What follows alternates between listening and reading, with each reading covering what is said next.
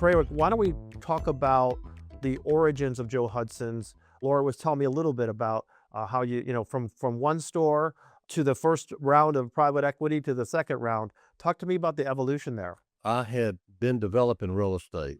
Goes back to '87, and I got in the body shop business in '89. So 2 or 3 years before that, I was developing real estate down in Gulf Shores, Alabama, which was a resort area. And several things happened, but one thing that happened was interest rates clicked back up again. They went from, I don't know, 11, they were already high, to 12 or 13%, which is hard to develop real estate in that environment. I got into real estate in 1979 where rates were 21%. So for the second time in several years, I was in real estate in a higher rate environment than what you can exist in.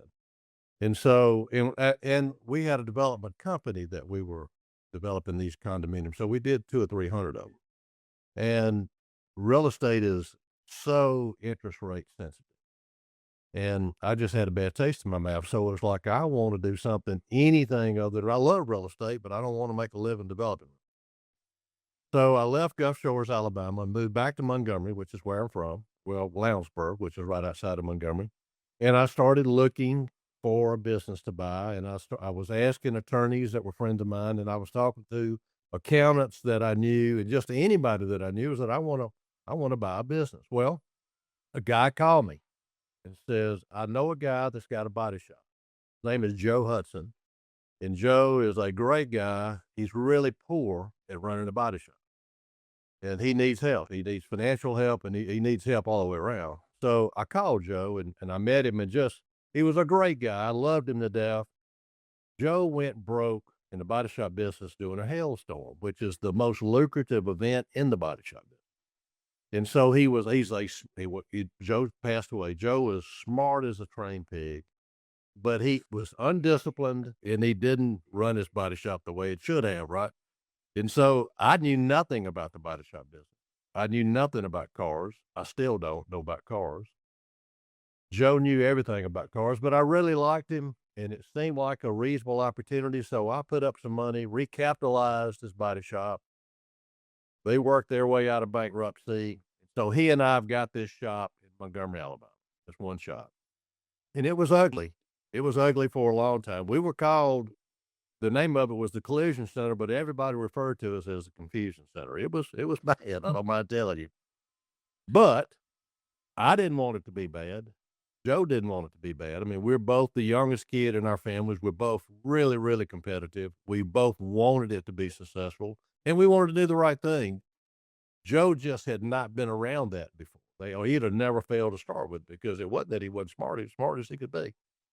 So over 4 or 5 months, we started getting better at it.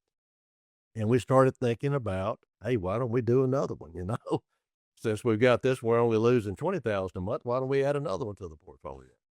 So Joe he lived in Jackson, Mississippi, and knew Freddie Barnett. It was Barnett Paint Body over there. And he called Freddie. Freddie apparently had just opened a satellite sales office for his store. And Joe asked Freddie if we could come over there. So we go over there, and Freddie tells us exactly what he's doing, and he shows us his facility. And it was like, hey, we got to do that. So we got in his car, came back, and we found a building, and we opened a satellite sales office for the Collision Center. And we didn't like it. I mean, it worked, but there's some challenges to a satellite sales office in the body shop business.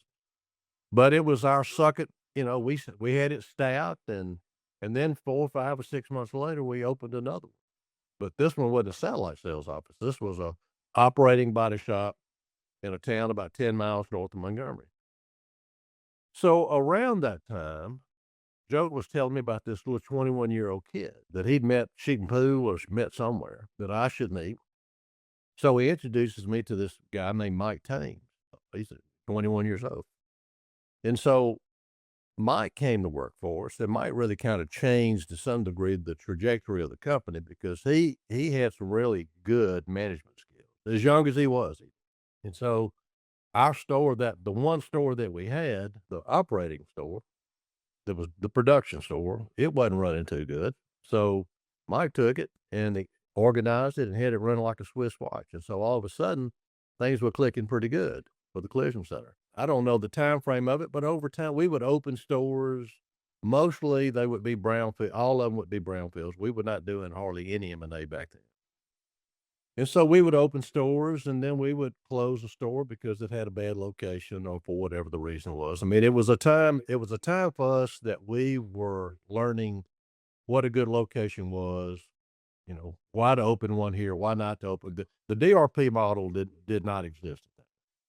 So at that time, Allstate was probably the only insurance company that had a DRP program, the pro program. And then during this period of time of 15 years, whatever that was, we opened a truck shop. We had 3 economy line paint shops. And so we were not only in the retail space with multiple stores, but we were trying other types of body shops. And we learned that we didn't like those. It's not that you could make good money in them, but we've decided, and the DRP model was beginning to mature, and we probably had 8 or 9 or 10 stores. And so we just told each other, we're better at that. We're better at that than we are at repairing 18-wheelers. And we're better at that than we are at the economy paint space, which was a pretty lucrative business, honestly. But it's a different business. And it was causing some conflict. It was causing some conflict with our customers. So we were on the retail side. So Mr. X, I have fixed 2 or 3 of his vehicles. Well, then he wrecks his 25-year-old vehicle, or he wants an all-over paint job, and we're doing it for $300, which is what they were. And he didn't, he may not have liked that $300 paint job. And then he would say, well, then I'm just not going to come. I won't come back to your store. So we felt like it was going to affect our business at Joe Hudson's Collision Center. So we just got out of those businesses. So over a 20-year period of time, continued to open stores. We bought a couple. We built several. And again, we closed several.